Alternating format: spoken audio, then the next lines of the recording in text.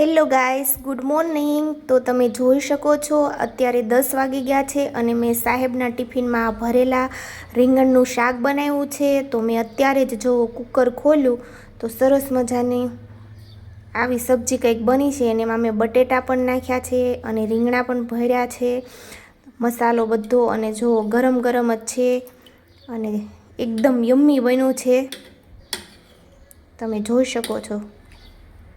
જો કમેન્ટમાં કહેજો કે ભરેલા રીંગણાનું શાક કોનું ફેવરિટ છે, તમે લોકો કેવી રીતે બનાવો છો તે પણ મને કહેજો। અને જો તમારા લોકોને આની રેસીપી જોતી હોય તો મને કમેન્ટ કરજો, હું જરૂરથી આપી દઈશ। એકદમ યમ્મી બન્યું છે જોવામાં, તો તમે જોઈ શકો છો કોનું ફેવરેટ છે ભરેલા રીંગણાનું શાક। આની સાથે આપણે બાજરાના રોટલા કરવાના છે, રોટી કરવાની છે, પાપડ તળવાના છે અને આપણી પ્યારી પ્યારી છાશ। તો ઓકે ફ્રેન્ડ્સ, કેવું લાગ્યું મારું શાક કહેજો। Bye bye.